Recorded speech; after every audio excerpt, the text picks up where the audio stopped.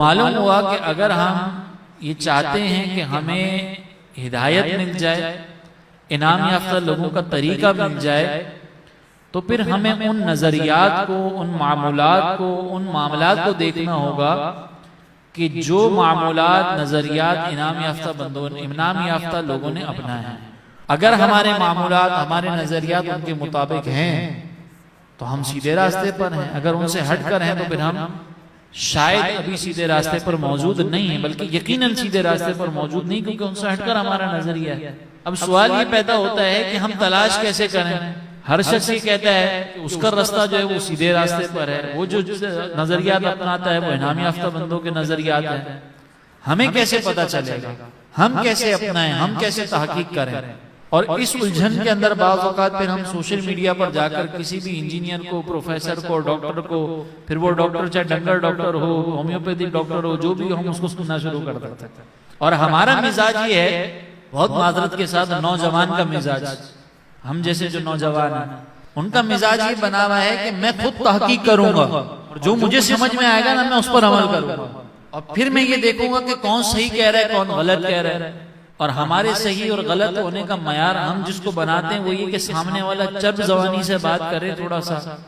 قیامت تک کے لیے ٹائم اگر دے دے اتنا کانفیڈنس ہو کر، تو ہم کہتے ہیں کہ یار یہ تو بات صحیح کر رہا ہے، ہم اس سے فوراً متاثر ہو جاتے ہیں۔ یا ہمارے پاس ادھوری معلومات ہوتی ہے اور اس ادھوری معلومات کے مطابق جب ڈیٹیل ہمارے پاس نہیں ہوتی اور وہ سامنے والا ہمیں مزید ادھوری معلومات دے رہا ہوتا ہے اور ہمیں گھما رہا ہوتا ہے، تو ہم بجائے اس کے کہ اپنی معلومات کی کمی کا اعتراف کر کے ڈھنگ سے تحقیق کریں، ہم یہ کہنا شروع کر دیتے ہیں کہ یار یہ بات تو صحیح کر رہا ہے، اس کی بات میں دم تو ہے، اسی لیے تو لوگ اس سے اتنا پریشان ہیں، کچھ تو مسئلہ ہوگا نا، تبھی تو اتنا پریشان ہو گئے۔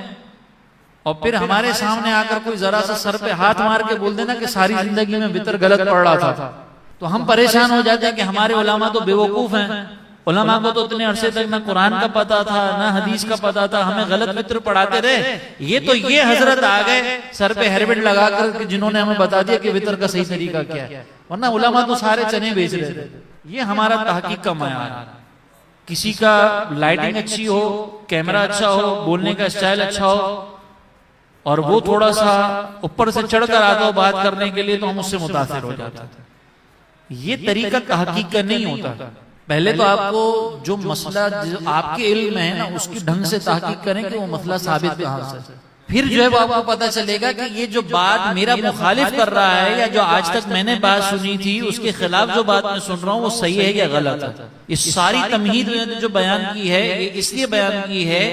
کہ ہم نہ تو تحقیق سے پہلے تحقیق کا ڈھنگ سیکھتے ہیں اور نہ تحقیق کرتے ہوئے تحقیق کا صحیح معیار اپناتے ہیں۔